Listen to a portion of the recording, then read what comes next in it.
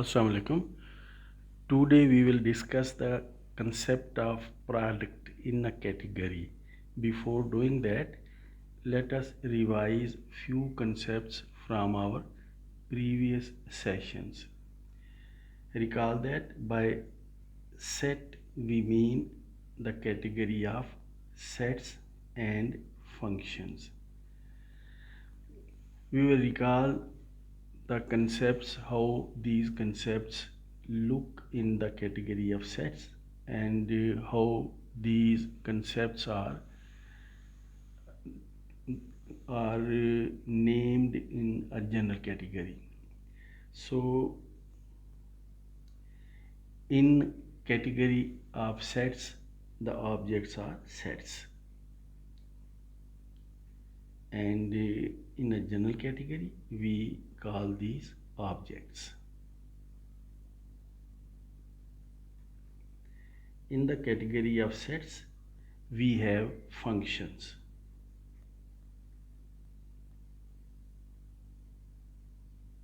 And in the general category we say morphisms or maps or arrows.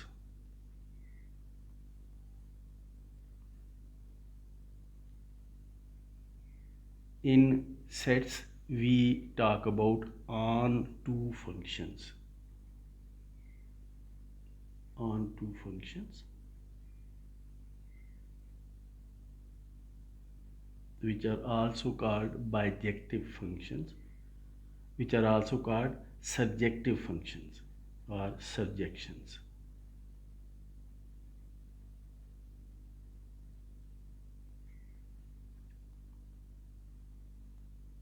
And in the general category we talk about epimorphisms.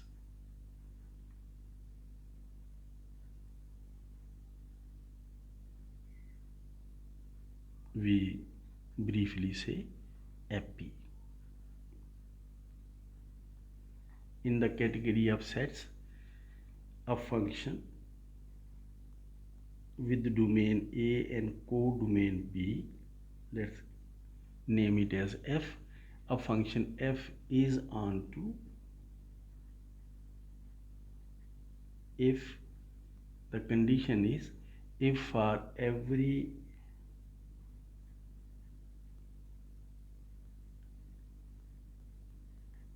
B belonging to B, there exists an element A belonging to A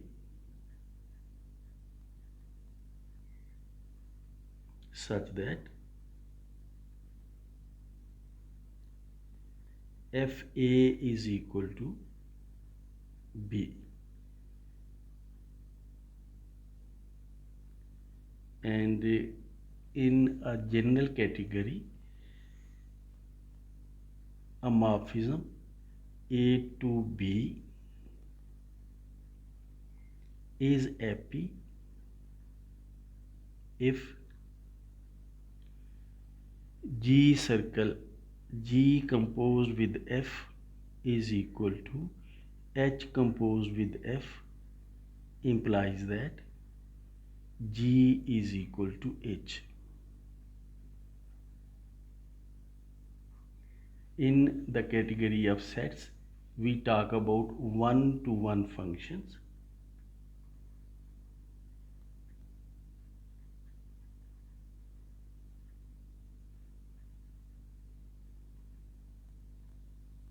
Also called injective function or injections.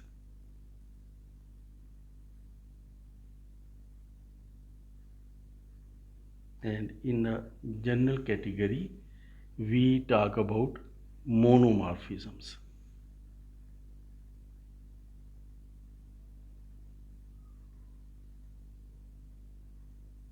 In brief, we call them monos.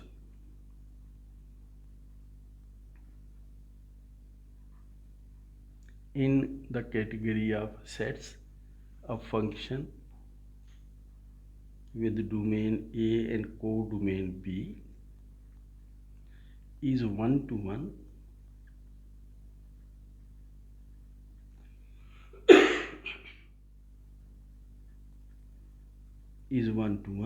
if FA is equal to, or say it, FA1 is equal to FA2, always implies that A1 is equal to A2, and this is for all A1, A2 belonging to A. So this is the condition for a function being one to one in the category of sets. And in a general category, a morphism f from A to B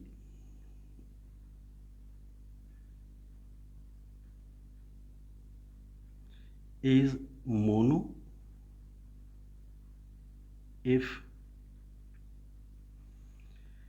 f circle G is equal to f composed with G is equal to f composed with H, always implies that G is equal to H.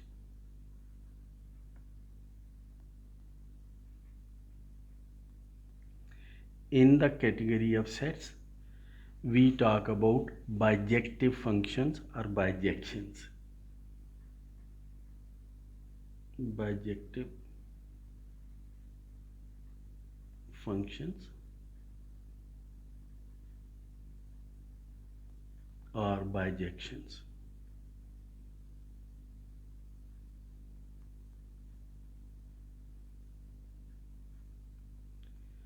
In the category in general, we talk about isomorphisms.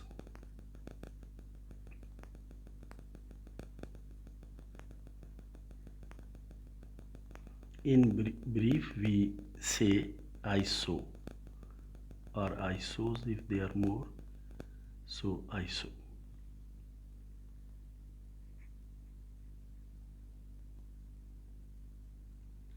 In the category of sets, we know that every bijective function is one to one as well as onto. Every bijective function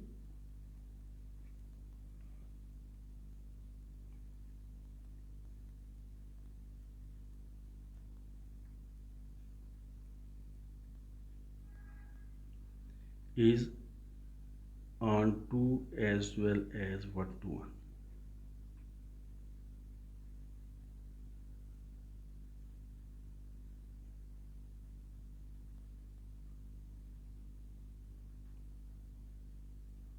And in a general category, every isomorphism is epimorphism as well as monomorphism.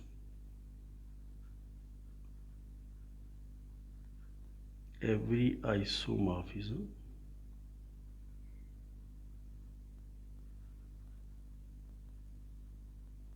is epi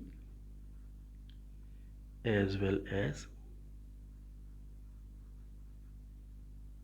mono. And finally, in the category of sets, every onto and one to one function is bijection. Every onto and one to one function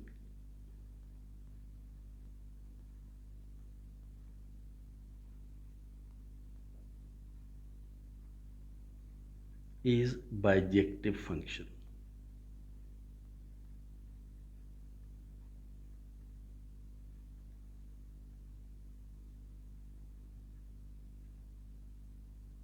And in a general category, a morphism which is epi as well as mono may not be isomorphism. A morphism which is epi as well as mono may not be, I emphasize it, may not be iso. So note that as far as first 8 conditions are concerned, category of sets and the corresponding concepts in the general category are same, but in the category of sets, every one-to-one and onto function is bijection, and every bijection is one-to-one and onto. But in a general category, every isomorphism is epi as well as mono, but a morphism which is epi as well as mono may not be iso. May be iso, but this may not be iso. We have discussed an example in order to demonstrate this particular property.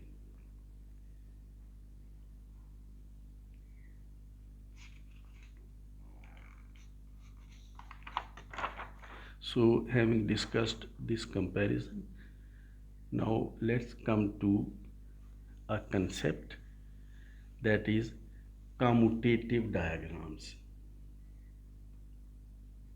Commutative diagrams.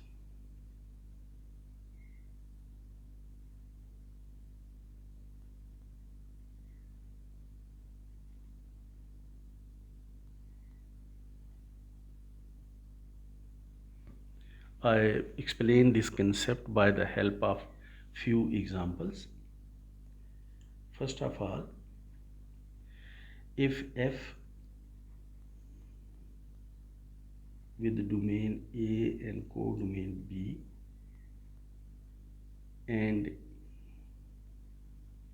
G with domain B and codomain C are morphisms,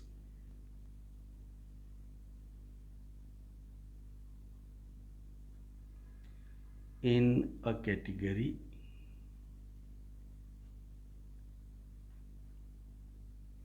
we denoted category by this symbol, in a category C, then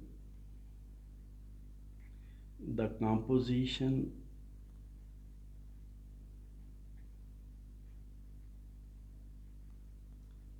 their composition is given by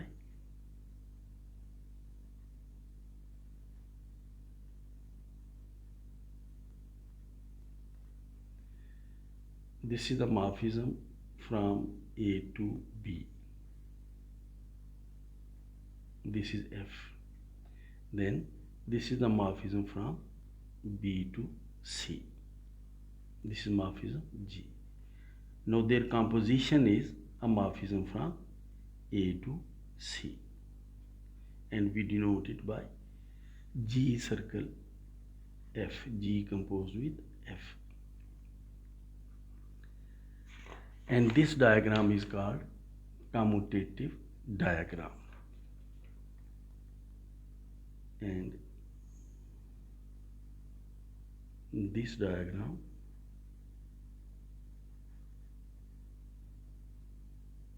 is called commutative diagram.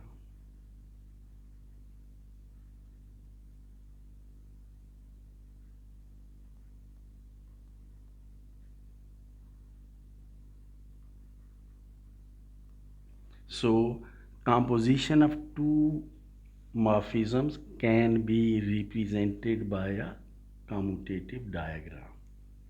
Secondly, consider following diagram.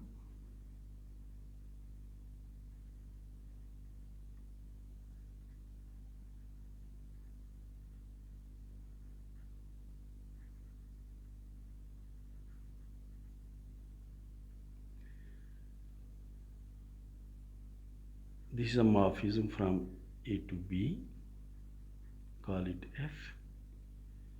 Then this is a morphism from B to C, call it G. Then this is a morphism from A to D, call it phi. Then let's have a morphism from D to C and call it psi. This diagram, in this diagram, A to B, which is F, B to C, which is G, A to D, which is phi, and D to C, which is psi. These are morphisms.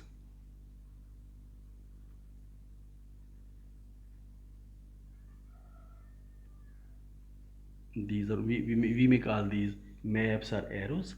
These are morphisms in a category.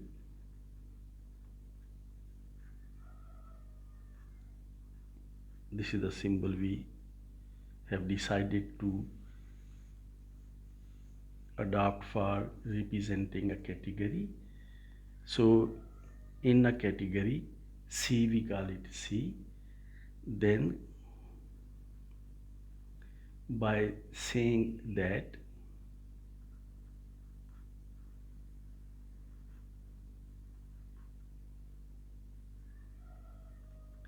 let's call this diagram 1. Then by saying that 1 commutes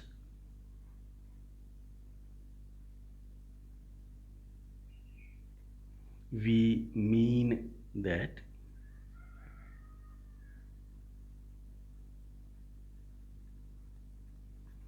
G circle F, composition of G with F is equal to psi circle phi, composition of psi with phi. So to say that this particular diagram commutes means that G circle F is equal to psi circle phi.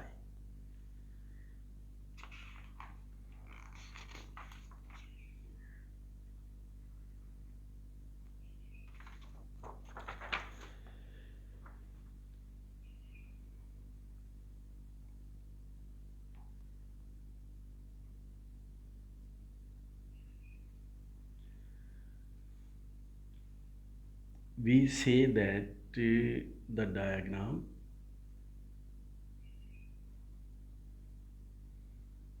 consisting of arrow F from A to B and arrows G and H from B to C commutes. This diagram commutes if G circle F, G composed with F, G composed with F is equal to H composed with F. So this diagram commutes means G circle F is equal to H circle F.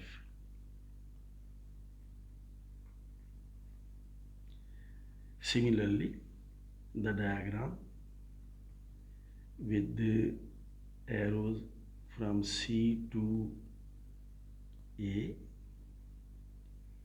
2 arrows from C to A, let's say these arrows are G and H, and arrow from A to B, say this is F. So this diagram commutes means F circle G is equal to F circle H.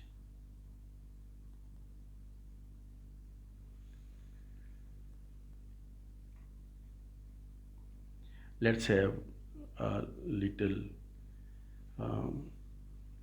more complicated diagram. the diagram.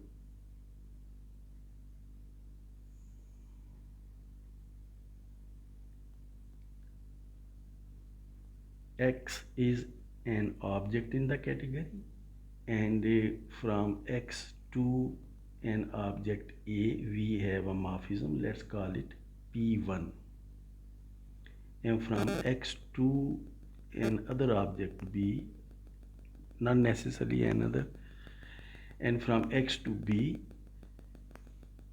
there is a morphism, suppose P2, and let we have an object Y and morphisms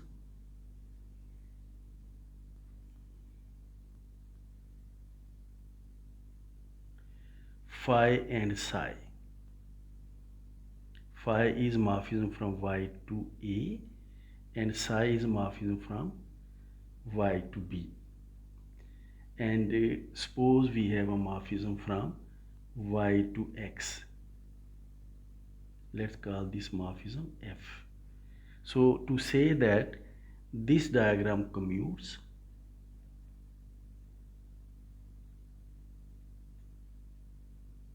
means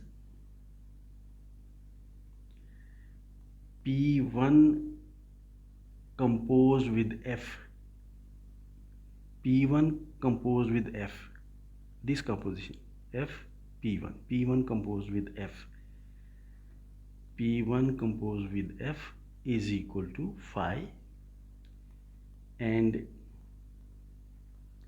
this composition, this P2 followed by F, so P2 composed with F is equal to psi.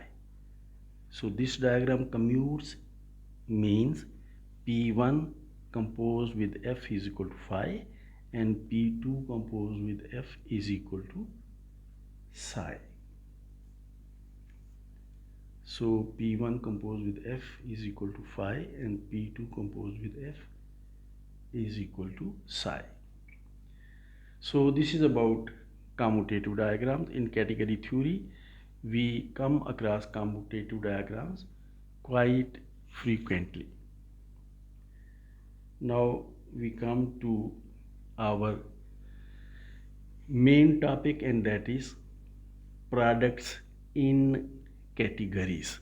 Before defining what is a product in a category in formal way, let us discuss a construction we are very much aware of, and that is Cartesian product of two sets. So Cartesian product of two sets.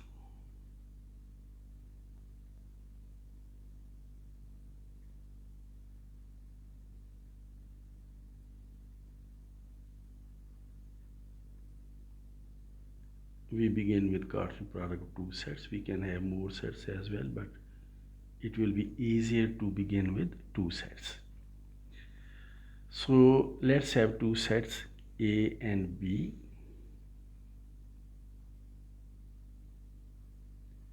Let A is equal to this set consisting of these elements A, B, C, D and E, and B be a set consisting of these elements 1, 2 and 3. If you like, you can take X, Y, Z or whatever you like. So we have considered two sets, two finite sets for the time being, because it is easier to work with finite sets and easier to grasp the concepts. So let A and B be two sets. Then we know that their Cartesian product is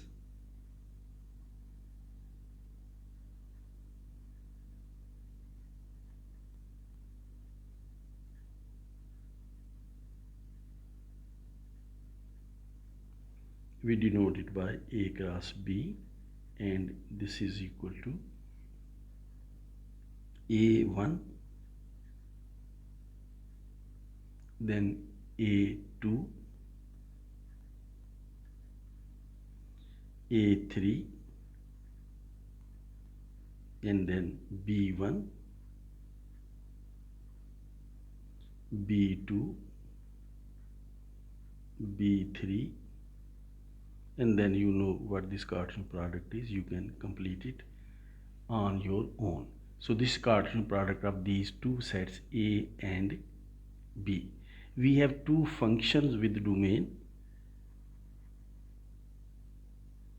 or we can define two functions. We have two functions with domain. This Cartesian product A cross B as follows.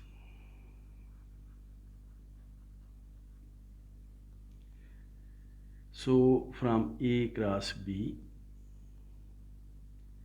we can define a function from A cross B to A. Let's call this function as P1.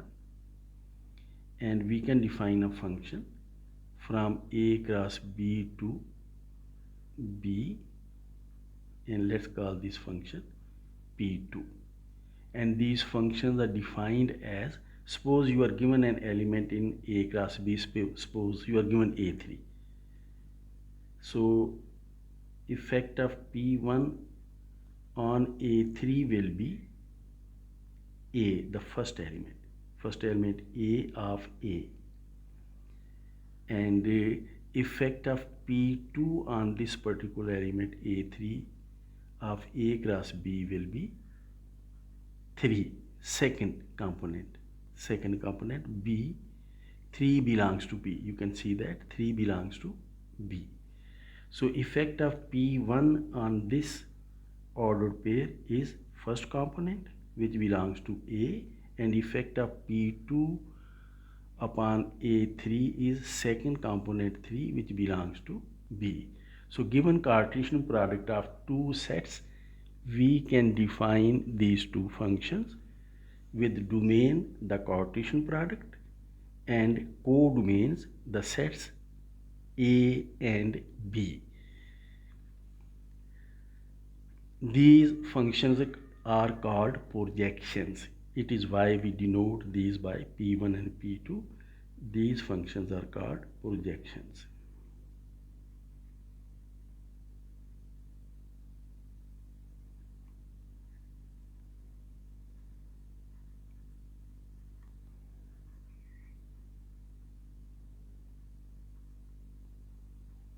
Note that I am not saying that P1 will affect on A3 only. It is just an example.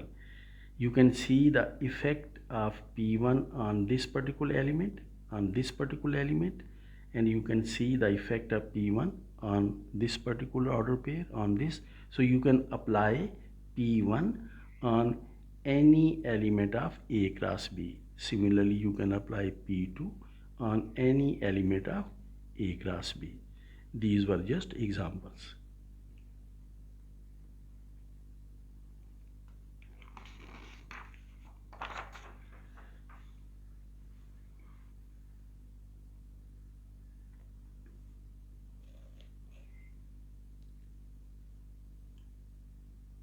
So in general, if we are given sets A and B, we may define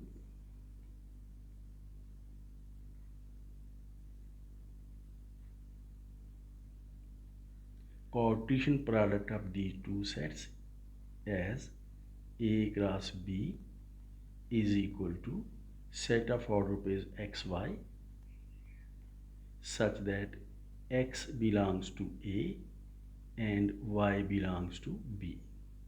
So this is Cartesian product, you already know. Now the functions P1 and P2 are the functions or projections. P1 and P2 are given as P1 will be a function from A cross B to A. That is the first component of this Cartesian product. So this is P1, and P2 is function from A cross B to B. That is second component of this Cartesian product, and these functions are defined as, if we are given an element xy, order pair xy of A cross B, then effect of P1 on xy will be x,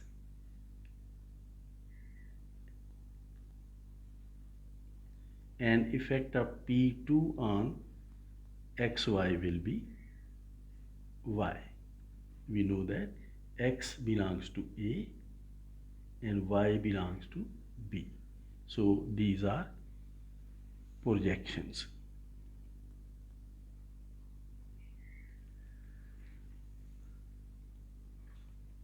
Now we are going to discuss a property of Cartesian product in the category of sets. To discuss that, we do it in few steps. First of all, consider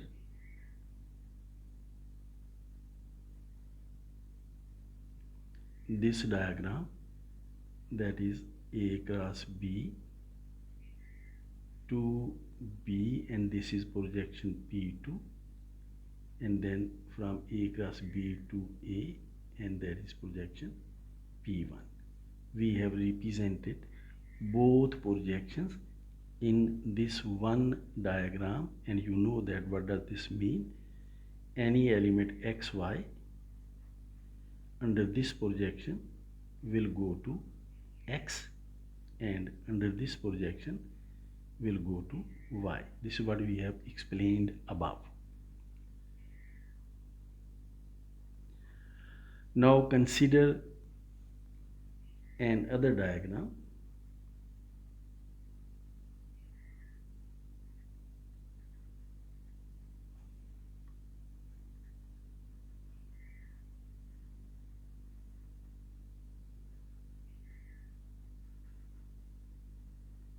With condition that if it exists in the corresponding category, and the category sets in this case, if exists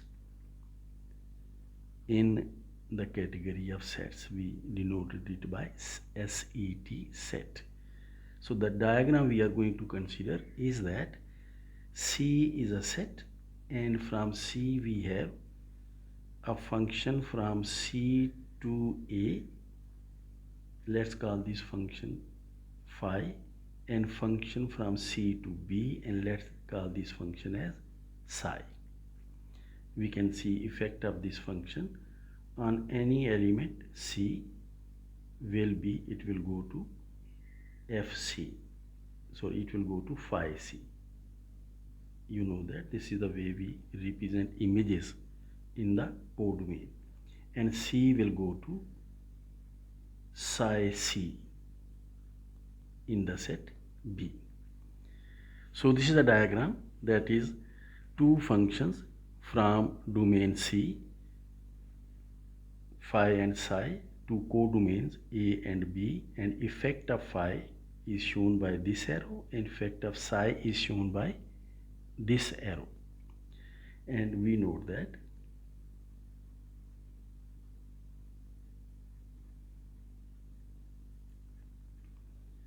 phi C is an element of set A, and psi C is element of set B. Therefore, we can see that this particular order pair phi C and psi C, this order pair belongs to Cartesian product A cross B.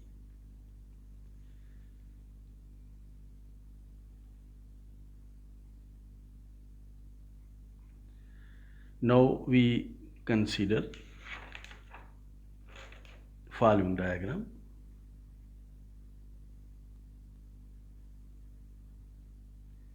And this diagram goes as follows. We have we go to next page, it will be easier to explain there, because otherwise we will have to refer again and again to this page. So let's draw this diagram on the next page. And the diagram is, we have Cartesian product of these two sets A and B, and we have projections P1 and P2.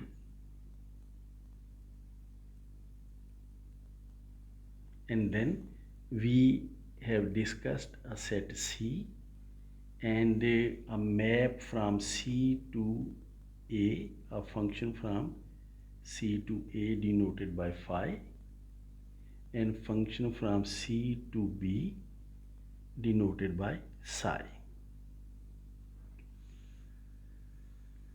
And we have noted that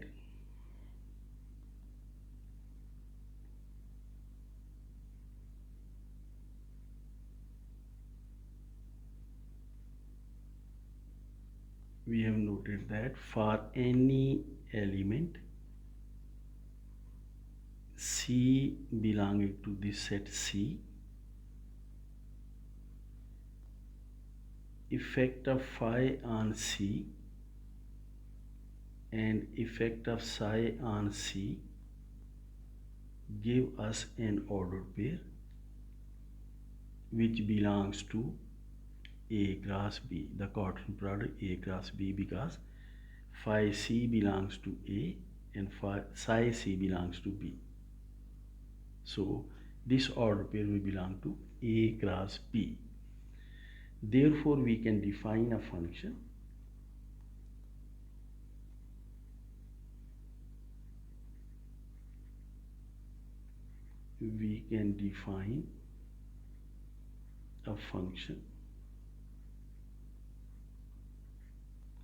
from C to A cross B, which is given by any element C of capital C goes to this particular order pair, this one, phi C and psi C, this order pair. That is, what we mean to say is that effect of, let's call it F, effect of F on C is equal to phi C psi C.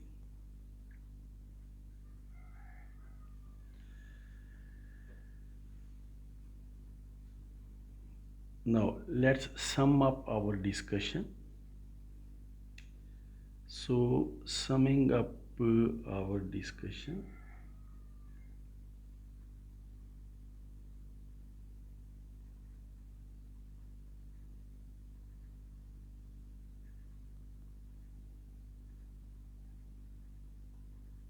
we have following diagram.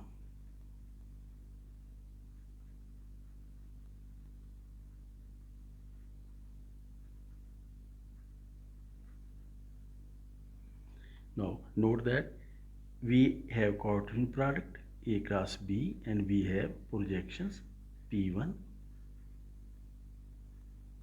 and P2. Next, we had a set C and functions from C to A, phi, and from C to B, psi. So we have defined a function from C to B. We denoted this function by F. And we note that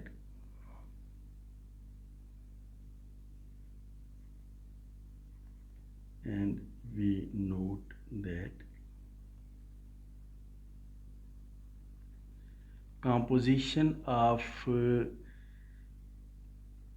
P1 with F,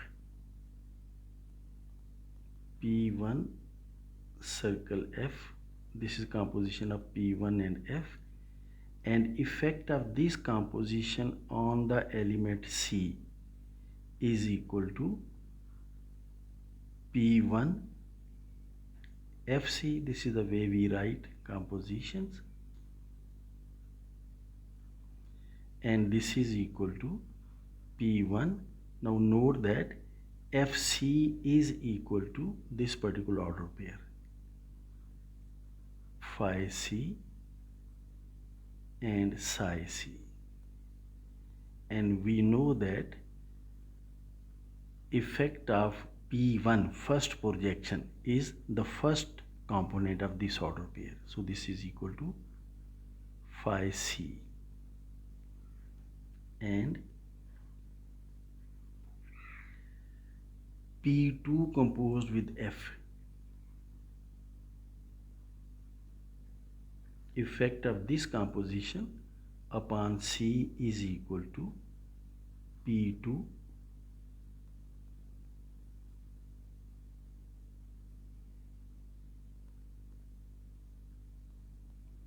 is equal to P2 FC, and this is equal to P2 FC is equal to phi C psi C, and second projection gives you second component of order pair, so this is equal to psi C.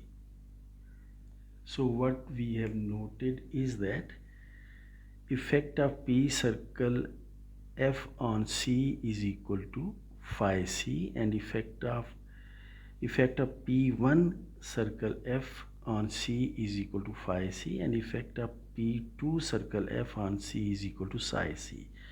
Therefore P1 composed with F is equal to phi because they have the same effect, and P2 composed with F is equal to psi because they have the same effect.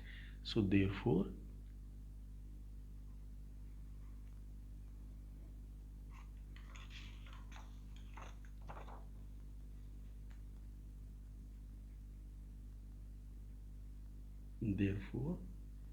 P1 composed with F is equal to phi, and P2 composed with F is equal to psi. So this means that this particular diagram commutes. Let's call this diagram number 2, and call this diagram as diagram number 1. So saying that P1 composed with F is equal to phi, and P2 composed with F is equal to psi. So these two conditions or these two equations tell us that this diagram commutes. So which means that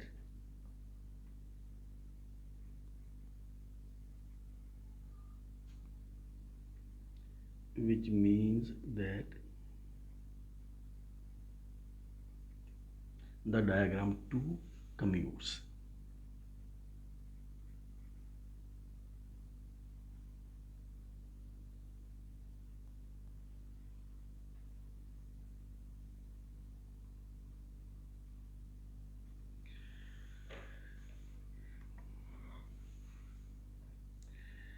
So having done that, there is one important comment about that, and that comment is about this particular function f, and that is there can be only one function from C to A cross B, that is f we have just defined, which makes this diagram commute. That is, this function f is unique. So let's see that.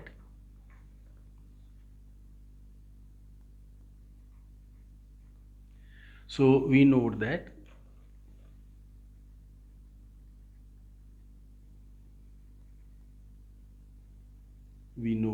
f is the only function,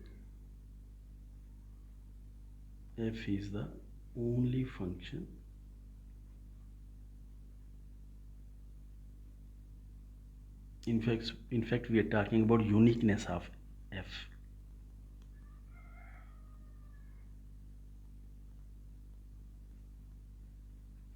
So we note that F is the only function for which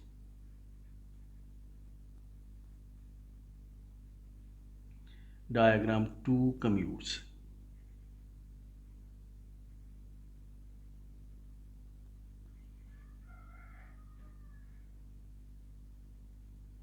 Let me show you the diagram 2. This is the diagram 2. Sorry. Diagram 2. I have put it somewhere. This is diagram 2. Diagram 2 commutes. That is, P1 composed with F is equal to phi and P2 composed with F is equal to psi, and F can be the only function for which this can happen. This is the F. This is the F. So in order to prove uniqueness,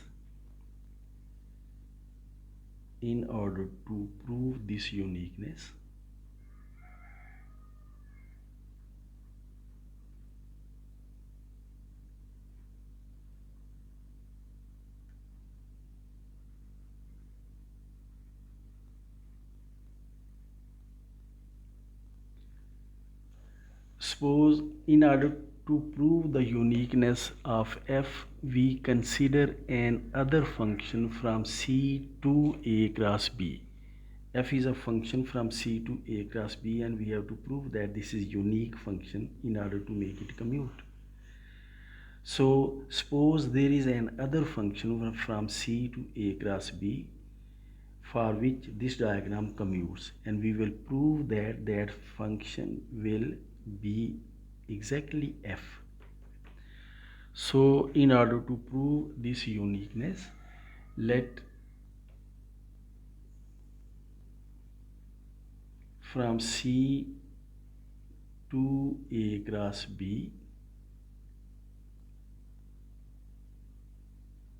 there is a function, call it G, be such that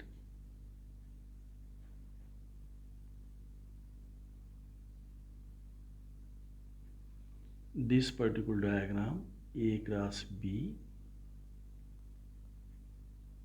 projection P1 and projection P2, and then from C we have functions phi and psi, and suppose there is a function G from C to A cross B, so that this diagram commutes.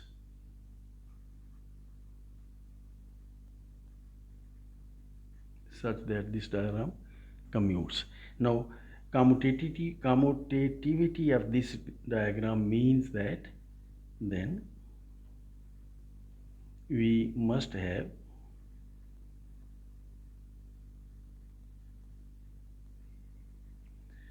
P1 composed with G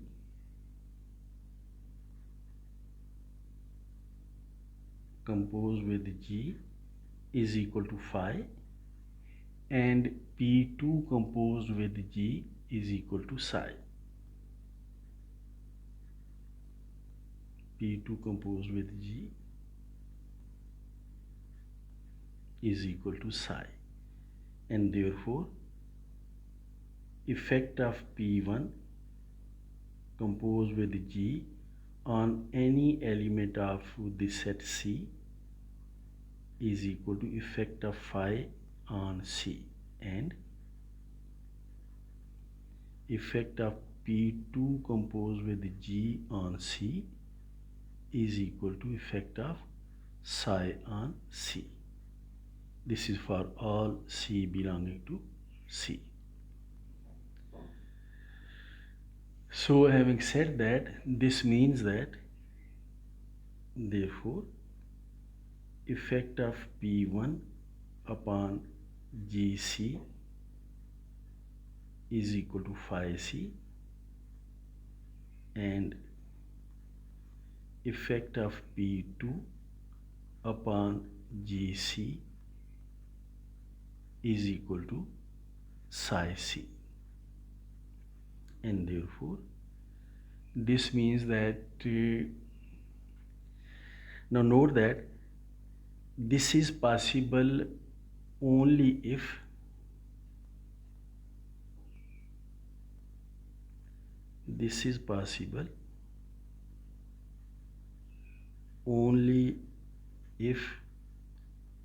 GC is equal to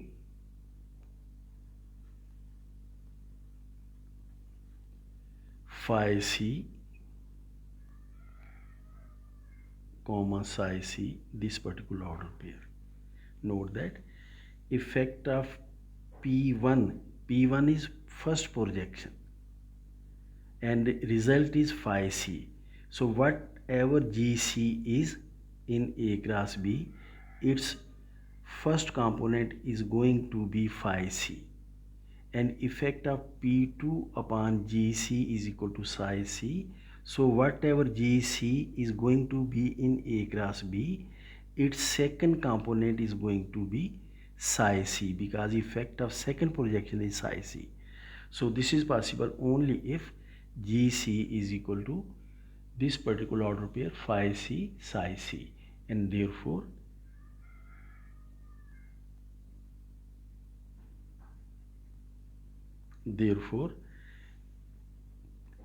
GC is equal to FC,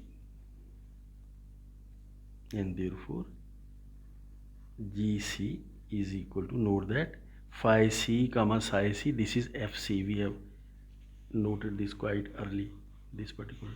So this is equal to FC,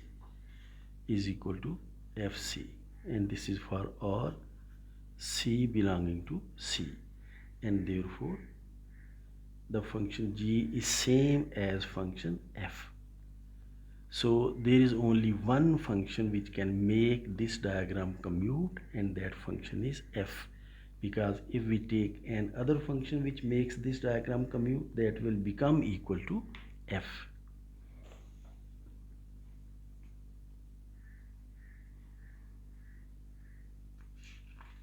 So this establishes uniqueness of F. So therefore F is unique.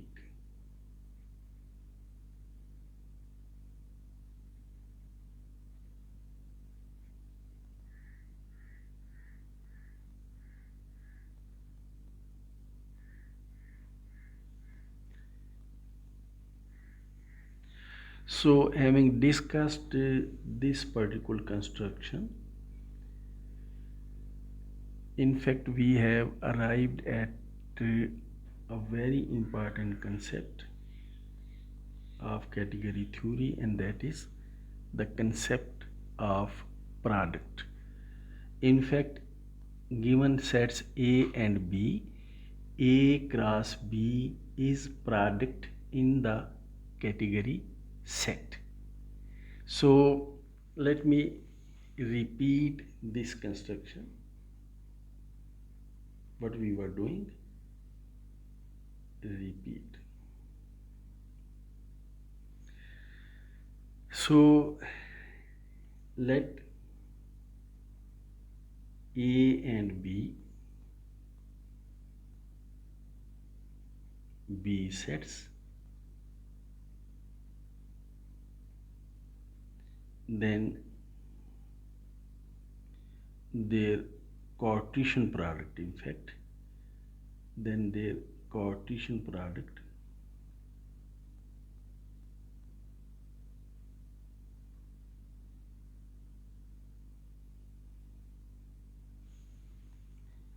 A cross B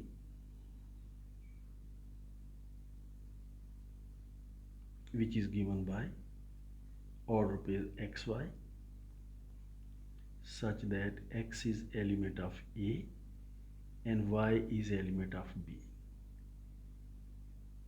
then the Cartesian product A cross B comes with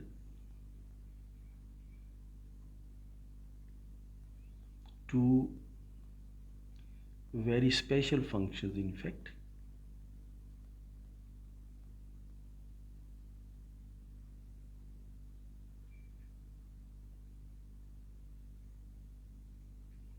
P1 and P2. P1 is a function from A cross B to A, P1, and P2 is a function from A cross B to B.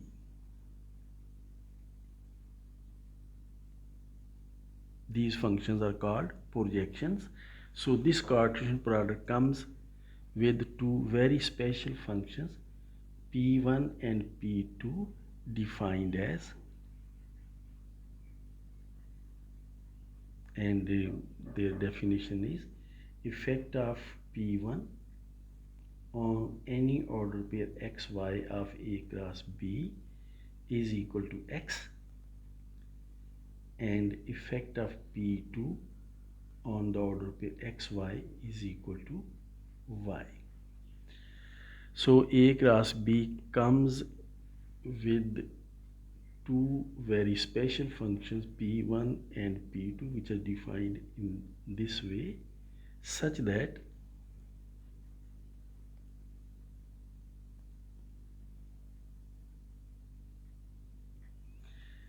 let me draw the diagram, it will be easier to understand. A cross B is Cartesian product of A and B, and P1 and P2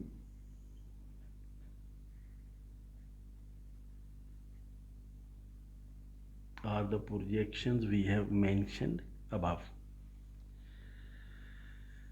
So such that if there is a set C with the property that there is a function from C to A, we denoted this function by phi, and there is a function from C to B, we denoted this function by psi. So this is a diagram,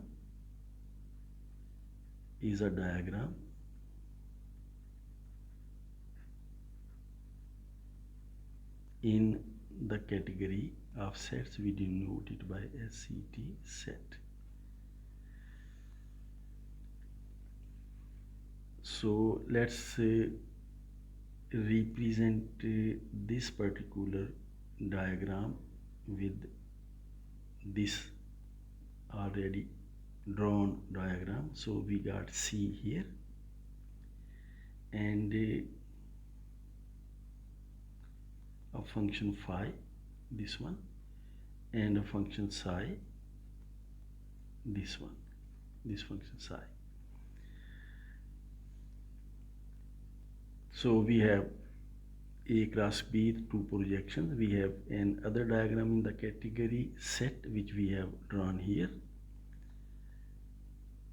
Then there exists a unique function from C to A cross B. This is a function we denoted by f. Then there exists a unique function from C to A cross B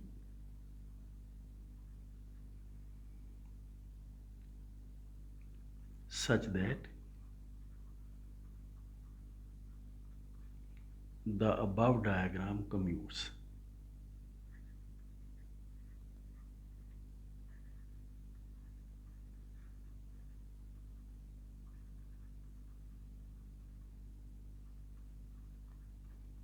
Diagram commutes means that is P1 circle, P1 composed with F is equal to phi, and P2 composed with F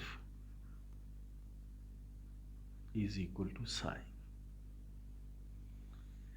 So given two sets A and B, their Cartesian product comes with two very special functions called projections P1 and P2, such that if there is a set C with two functions from C to A and C to B, then there exists a unique function from C to A cross B such that this diagram commutes. Having said that, we say that A cross B is product in the category set of A cross B. We say that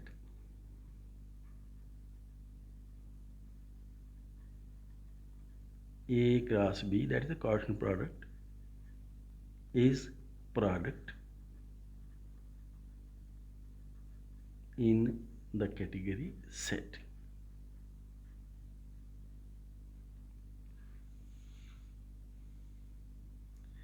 Let me just write a note. I just want to explain how does this diagram work.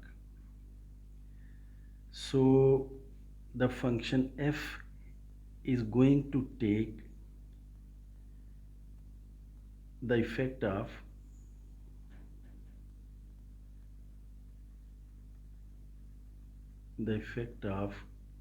f on C belonging to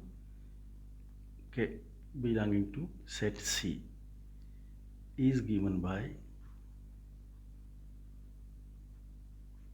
so effect of f on an element of C is given by, note that how does this f work is that what we are going to do is we have an element C of this set capital C, and what we are going to do is that we are going to see effect of phi on this particular element, on this element C, effect of phi C, that will be in A, and then we are going to see effect of psi on this particular element C, that psi C will be in B. Since phi C is in A and psi C is in B, so phi C, which is element of A, and psi C, which is an element of B, this order pair will belong to A cross B. So this is the effect of this unique function f on elements of C.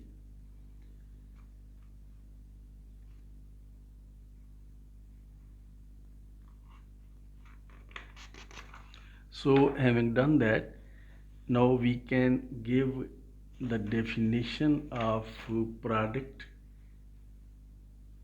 of two sets in the category set. So let's have definition. So definition.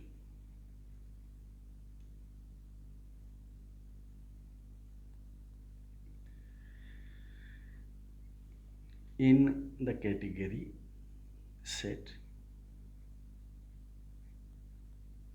for any sets A and B,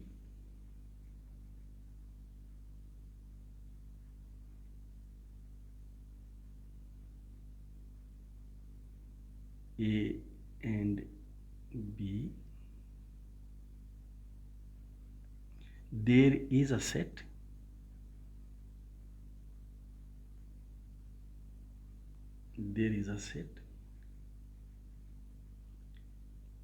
A cross B, that is Cartesian product of A and B, equipped with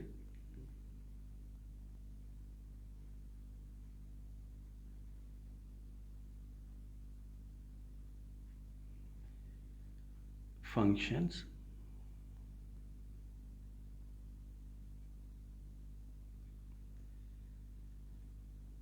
from A cross B to A, we call it projection denoted by P1, and from A cross B to B we denote it by P2. This is the second projection equipped with function. These functions are called projections.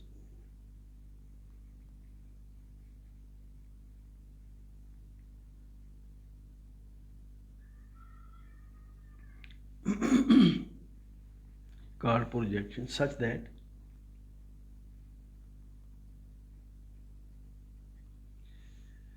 for any other diagram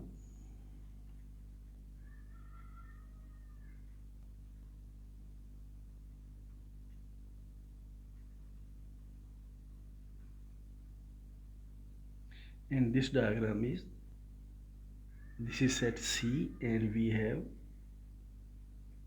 functions from C to A and from C to B.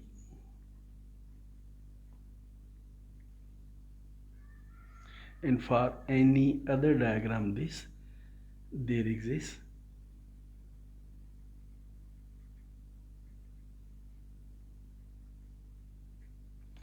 a unique function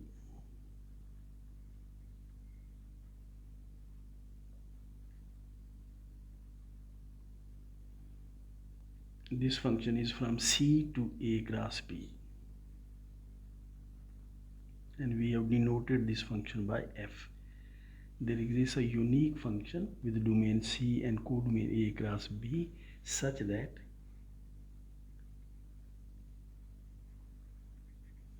the following diagram commutes.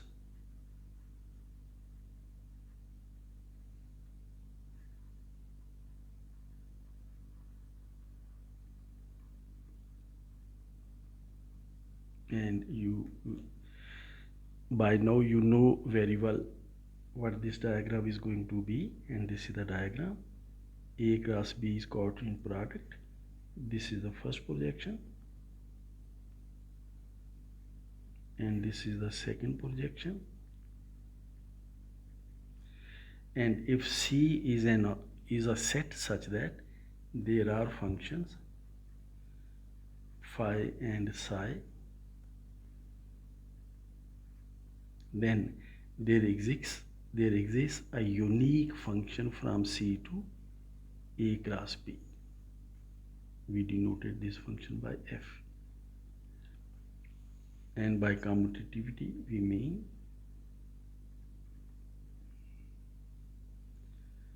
P1 circle F,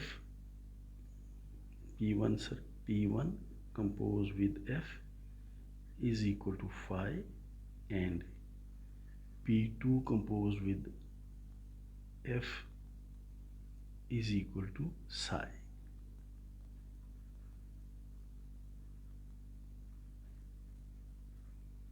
So this is the property of Cartesian product in the category of sets. Note that Cartesian product with two projections with this particular property. This is called universal property. In fact, we will come to universality soon, inshallah. So I repeat, A cross B is Cartesian product of sets A and B which comes equipped with two functions P1 and P2 which are called projections, so that if there is a set C with two functions from C to A and C to B, then there exists a unique function from C to A cross B such that this diagram commutes. This is what this means. So all this structure or all these components make A cross B product in the category set. So we say that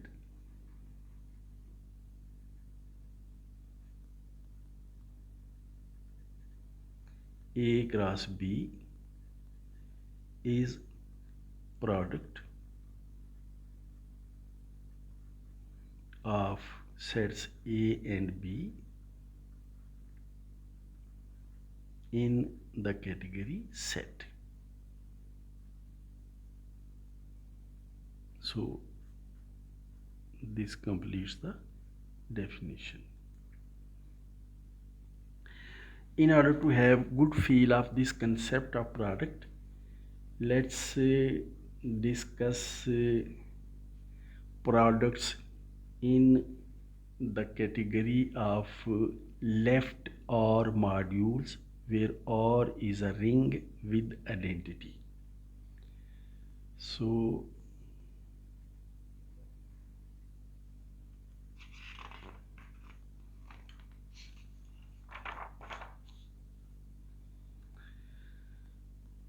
in order to have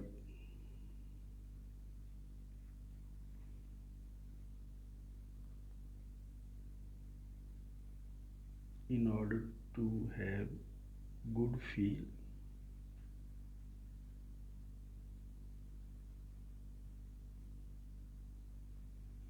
about the concept of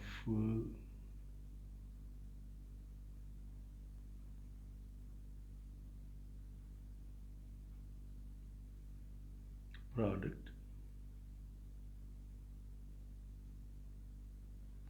let us discuss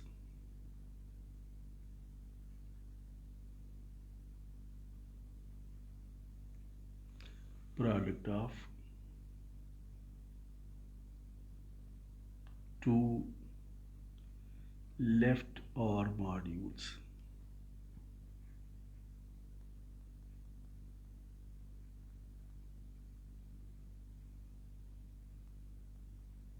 In the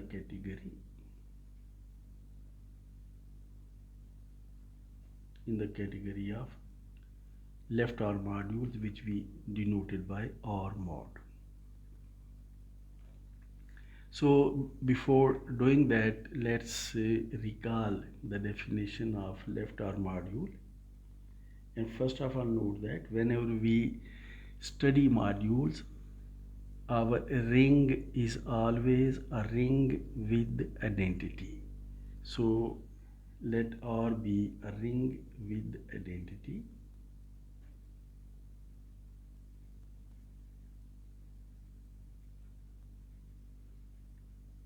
Let R be a ring with identity. Identity means multiplicative identity, which we mostly denote by 1.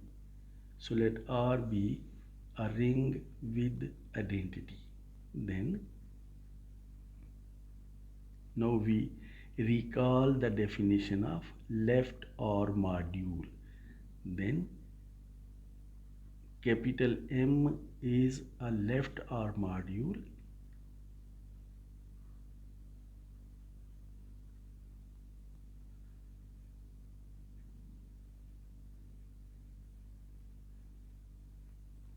Left OR module if these are the conditions. Number 1, M is an abelian group.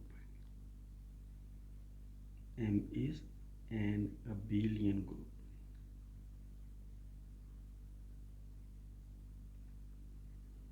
And whenever we discuss abelian groups, we prefer to use binary operation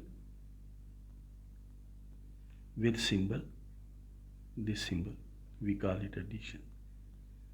So M is a left OR module if first of all M has to be an abelian group, and secondly for any element A of the ring R and any element X of this M, we should be able to form AX, which should belong to M. This is called scalar multiplication. You know it very well. We have AX belonging to M and this particular composition, and composition means to compose two things with each other, and this composition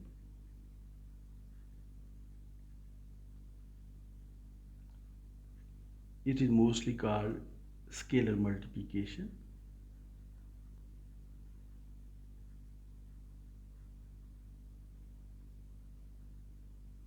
You have studied scalar multiplication when you studied vector spaces. In fact, a vector space is a module as well.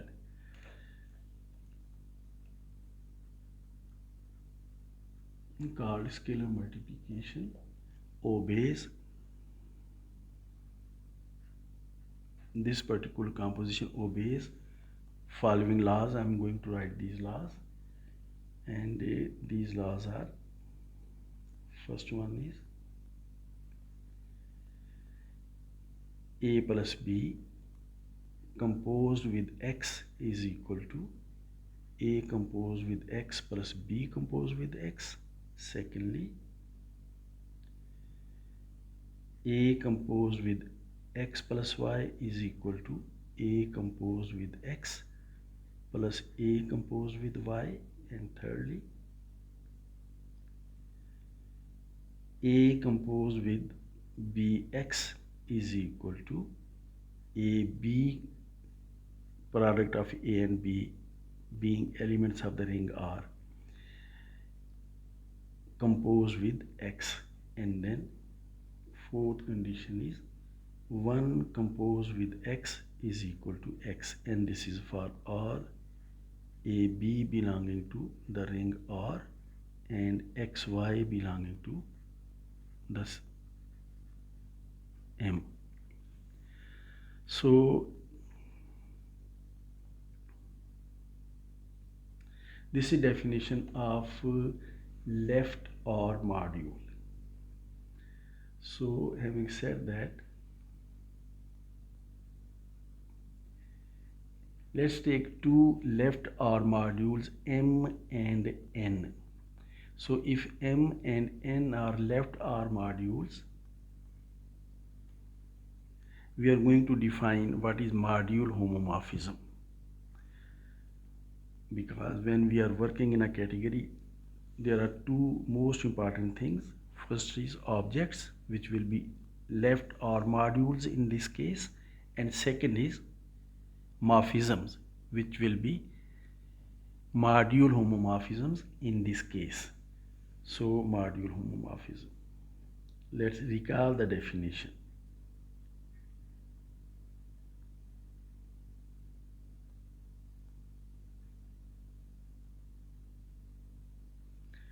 So if M and N are left OR modules,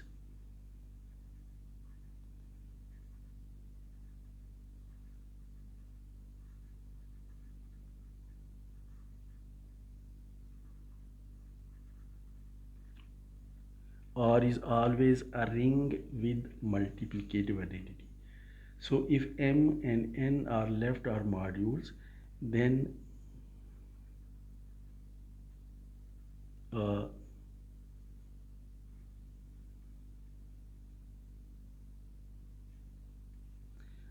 module homomorphism